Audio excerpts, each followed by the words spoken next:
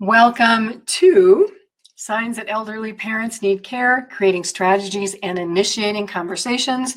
In this part, we're going to talk about navigating hospitals, specialists, and medical appointments. We're going to do a very deep dive into medical care, the hospital system. And particularly in this part, we're going to talk about why the hospital is the worst place for elderly parents. That seems counterintuitive, but I will share reasons why. Let's start like we normally do with our housekeeping projects. I use the term elderly parent or elderly parents. Substitute that with whoever you are providing care for. The outline for this module is in the course materials. Print the slides, print the handouts so that you can take notes, because I will occasionally ask you to pick up that pen and write information down.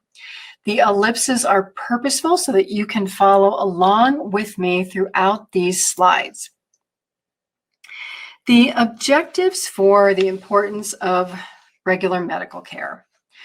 We should be able to recognize the risks of hospitalizations for elderly parents and differentiate the reasons that older adults benefit from visits with specialty providers. In talking about why the hospital is the worst place for elderly parents, you should be able to relate prior discussions about frailty, failure to thrive, and geriatric syndromes to the risks of hospitalizations for elderly parents.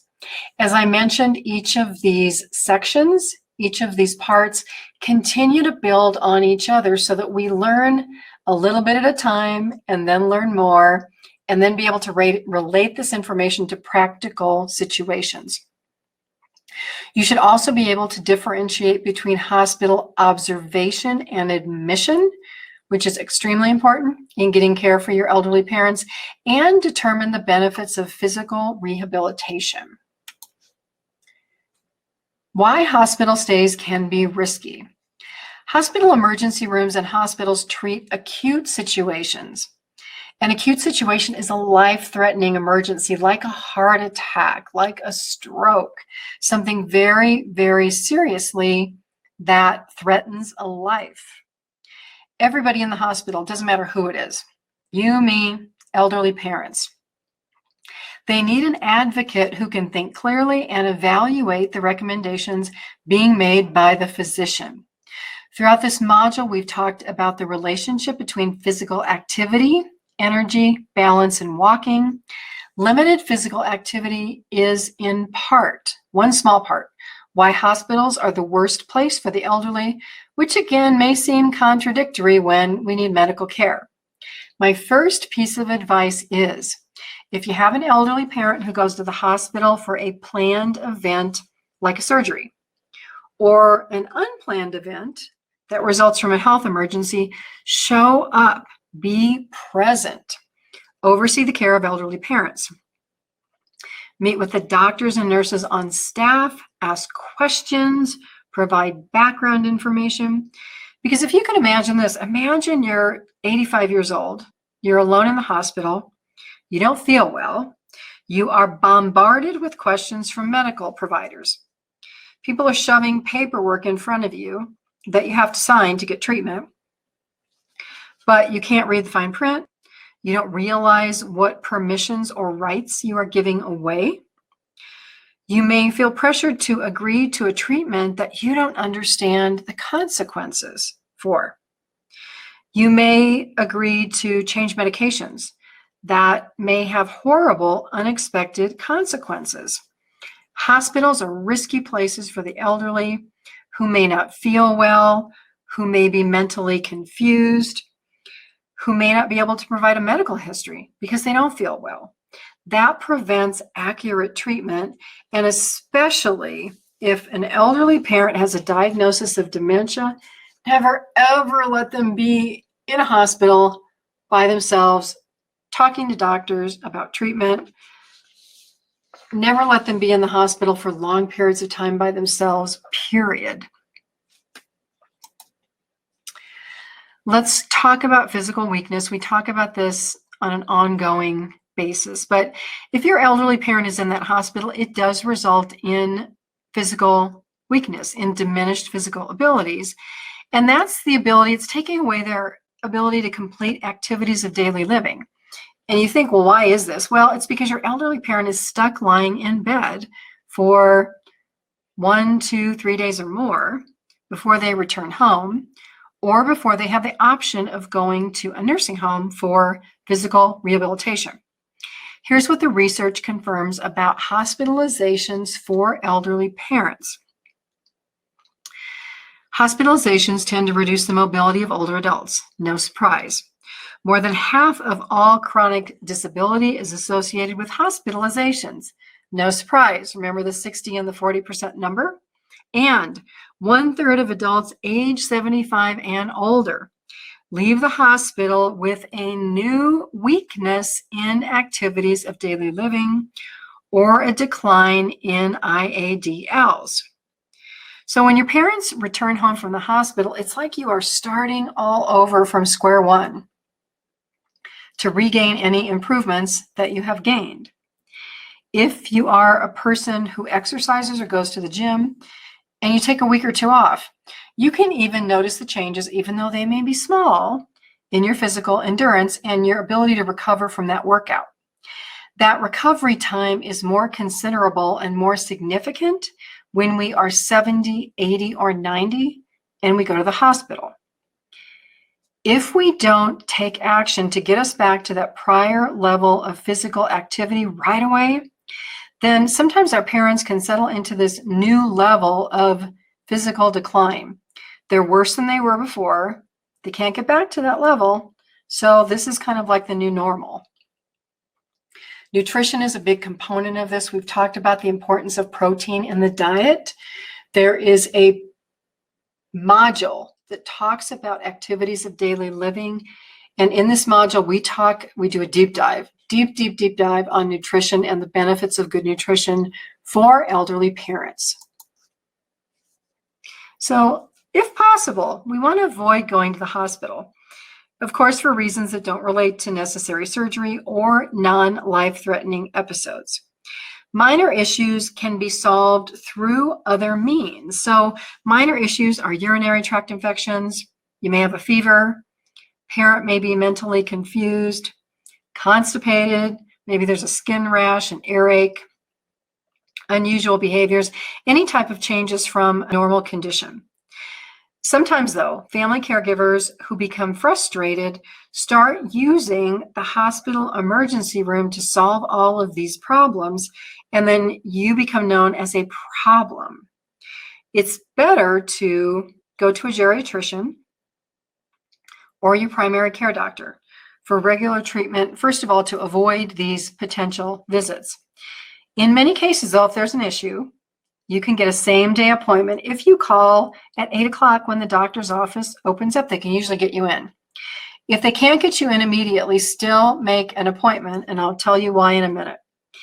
If a same-day doctor appointment's not available and you have this great concern, you make that appointment. Then you take your elderly parent to a walk-in emergency clinic if they're easy to get around, if they can get in and out of your car. The walk-in emergency clinic will treat those emergency conditions. They may even give you a prescription for a couple of days. But always, always, always, that medical staff in that emergency clinic will recommend a follow-up with your primary care physician to treat the condition. So all that emergency clinic really is it's a stopgap to prevent your parent from going to the hospital and to give you time, to buy you time to get them back to their regular doctor. Before you go to a walk-in clinic, they'll make a phone call, verify that the clinic accepts the insurance provider for your elderly parent. Because if you go to a clinic that doesn't accept insurance, it's going to be ridiculously expensive. Another alternative, in some areas of the country, there are urgent care house call providers. Urgent care house call providers. In Colorado, in Denver, we have a provider called Dispatch Health. Companies like Dispatch Health all over the country make home visits to evaluate and treat most conditions. This is the alternative to, my parent's so sick, I don't think I can get them in my car. I can't go to a walk-in clinic. The urgent care house call providers accept most insurances, but again, when you make that phone call, double check, make sure you don't want to get blasted with a ridiculous fee because your insurance plan isn't in their plan. So the urgent care house call providers are going to come to your home, evaluate your parent, treat them. They will let you know if they think they should go to the emergency room. If that happens, they can assist you to make arrangements, but the recommendation that they will always make is to go see your primary care doctor to follow up. In fact, they will even send a record of their visit to your primary care doctor's office for your elderly parent. So let's talk about viruses, since viruses are seemingly always in the news these days. Because of a lack of physical activity and the possibility of contracting other viruses in the hospital, the likelihood of an elderly parent leaving in worse physical condition than upon arriving is possible. If your elderly parent was in a weak or poor physical health condition before they went to the hospital, they're going to likely need more care after that hospital stay. So think about hospitals. Viruses are easily transmitted in hospitals, out in public settings. No matter how well that hospital follows their protocols for cleanliness, viruses transfer from patients to healthcare workers, from patients to patients, from visitors to patients. So simple thing, if you have a cold, if you have a fever, don't show up at the hospital. Don't visit your elderly parents at their house. In fact, don't visit anybody. Don't go to work, stay home. If you have children, be extra careful. Children around other children pass around viruses and other sicknesses very quickly. While we as younger adults may recover more quickly from a cold or a virus, a bug like the flu or the pneumonia, these viruses are deadly for older adults, for elderly parents who are in poor physical condition, those who can't recover quickly, those who have chronic diseases, frailty, geriatric syndrome. Those are the people that do not survive these viruses. This is the message of the coronavirus. Older adults with multiple chronic diseases are more susceptible. Another virus called the norovirus is very common in assisted living communities and in nursing homes where elderly adults reside. These viruses are there all the time. Nobody talks about them because they're almost expected. These communities commonly shut down the doors to prevent visitors and to limit mobility inside the community and to prevent residents from transferring these viruses to each other. This is exactly what happened with the coronavirus. We had to stop the spread, so many states issued stay-at-home orders. Many other states that didn't issue stay-at-home orders encouraged social distancing. They encouraged people to stay at home to get past this sense of contagion. So, practical precautions, we should all know these by now. Washing your hands frequently, at least for 20 or 30 seconds. Sneezing and coughing into tissues, not into the open air, so that you're spreading droplets on other people. Don't touch the face with your hands. That can prevent transmitting viruses. Stay 6 feet away from people unless you have a reason to get closer. Be proactive about health to avoid chronic disease. That really is the best precaution to prevent all illnesses. If you're proactive, if you're healthy, if you take care of yourselves, you're less likely to catch any of these viruses and less likely to be diagnosed with a chronic disease. If your parents go to the emergency room, major issue, major question that you want to ask. Are they admitted or are they on observation? So we've talked, you know this. Lying in a hospital bed for multiple days results in a weakened physical state, decreased ability to perform ADLs. So test your recall. Do you remember what those ADLs are? Do you remember what the IADLs are? Assuming that you visited your parent in the hospital, do you think your parents can go home and return to the same level that they did before they were hospitalized? Receiving additional care after a hospitalization depends on whether parents are admitted to the hospital or held on observation. This leads us to talk about the Affordable Care Act, Section 3025, which had really good intentions but didn't work out as planned. The goal of the Affordable Health Care Act, Provision 3025, you can Google this, is to encourage hospitals to treat elderly patients thoroughly so that they don't return to the hospital within 30 days of being admitted. Seems like common sense, doesn't it? We don't send people home until they're in good condition. But here's what the drafters of the act didn't consider. Hospitals will go to great and extensive efforts to avoid financial penalties, and that's exactly what happened as the result of Provision 3025 in the Affordable Care Act. So the goal of the hospital today is not to admit older adults. Because if your parent is admitted and they return within 30 days for any of these conditions, you might want to write these down: heart attack, COPD, breathing issues, heart failure, pneumonia, bypass surgery, hip or knee replacements, that hospital is financially penalized for poor care. Basically, the hospitals want to treat the elderly and send them home as quickly as possible without admitting them. In the healthcare industry, this is called discharge of sicker and quicker. Sicker and quicker. If your parents aren't immediately discharged, if they're kept there overnight, they may be placed on observation. Here's the issue. Hospital staff will do everything not to tell you or your elderly parent whether the status is admitted or on observation unless you ask. You must ask. Here's why. The ability of your parents to get the care that he or she needs is different based on observation status or admitted status. Health insurance reimburses differently for those two statuses, and reimbursement for aftercare, if needed, is either paid for privately by your parent or it's paid for by insurance. So let's give an example. Let's say you think your parent is weak, they need more care, going home, not a good idea. You want them to go to a nursing home for rehab. On observation status, being transferred to a nursing home, expecting that health insurance will pay, is not going to happen. You will pay. Although, on the other hand, your parents admitted, they have a minimum stay, going to a nursing home with reinsurance reimbursement, very possible, but only for a short period of time. And we'll talk about that in a minute, but I want to share just some examples about the importance of asking about observation versus admitted.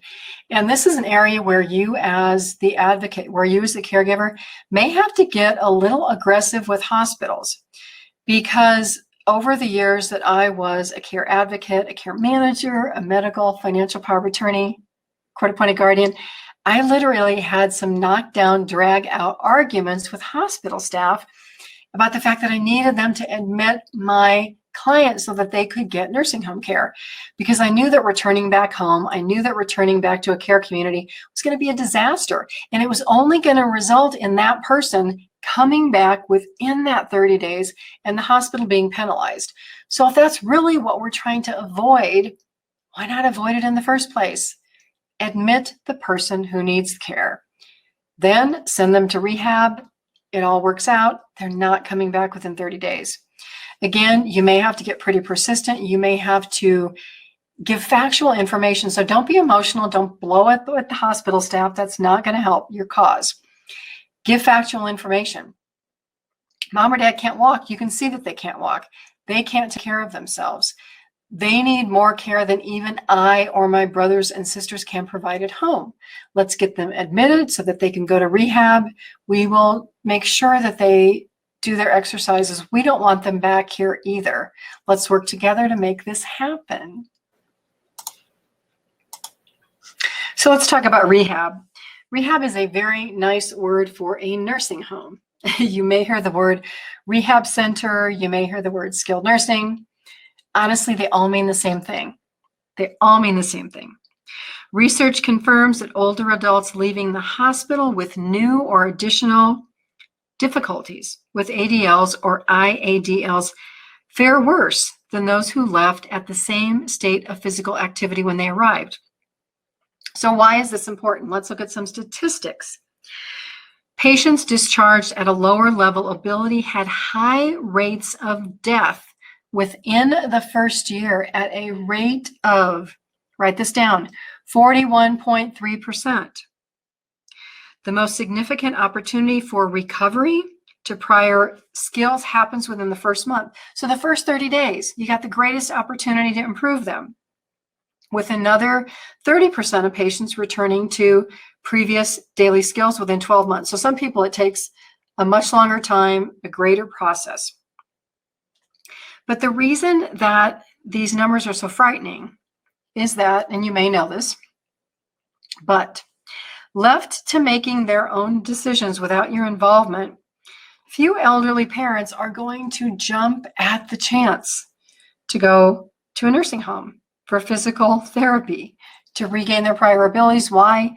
Because they have these nightmare dreams of nursing homes being like they were 30 or 40 years ago, and they don't want to go to a nursing home. They don't even know what they look like today, and they don't want to go. Fear of going to the nursing home and fear of that unknown usually results in your parents saying no. Other options are in-home or outpatient therapy, but that takes, in my opinion, a little more effort and a lot more commitment. And sometimes it does happen after a nursing home stay. But basically, it's up to you as the caregiver and the advocate for your parent to be persistent in gaining their participation, to go to a nursing home, participate in physical activity. You want to mention the consequences, that they may not be able to stay at home if they don't participate. That nursing home that they don't want to go to may become their permanent home.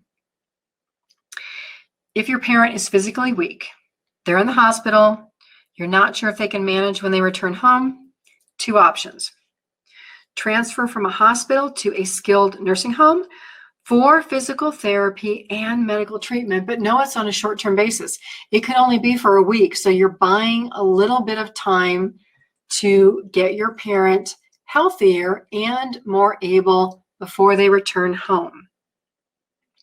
If a nursing home is the solution, you still have to become highly involved and be realistic about this being a short-term stay. It's not a long-term solution. Many adult children are so surprised when nursing homes release elderly parents back home within a matter of 7 days.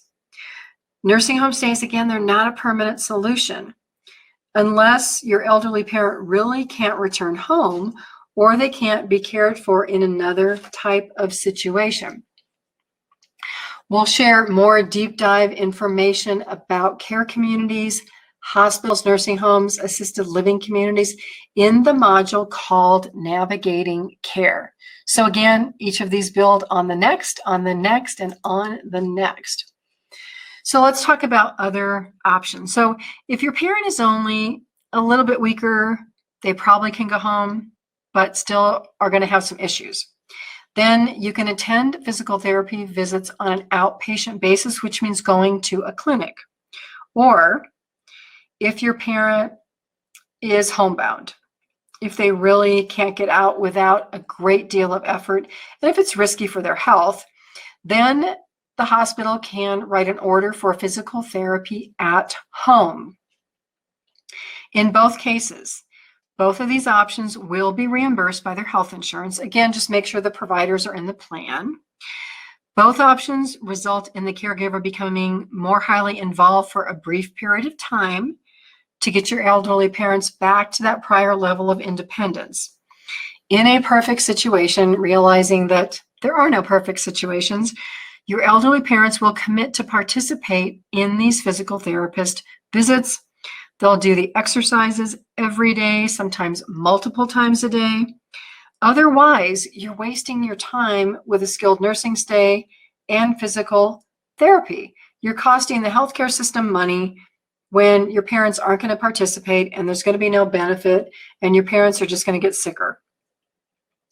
Participating in physical therapy, your parents' willingness brings us full circle to that subject of being realistic and having these serious conversations with elderly parents. We want to be realistic, but we also want to be optimistic. Being realistic and optimistic is what you want to do when you look at the ability and the strength of your parent. In your opinion, what's the difference? Are they as able as they were before going to the hospital? Are they physically weak, more or less? Can mom or dad walk distances around the hospital with you without tiring out or having balance issues? You can actually do your own evaluation when they're in the hospital. In your opinion, mom or dad goes home, are they going to be safe?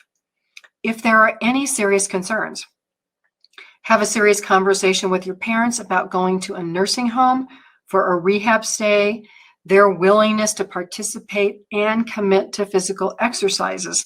This is a serious conversation. While nobody wants to go to a nursing home, regaining that physical strength that's lost during a hospital stay is very important. You want to regain it within the first 30 days if you all can. If it's possible, you can regain it. You want to do it. May take a lot of effort. You don't want to be those elderly patients who return to the hospital within 30 days.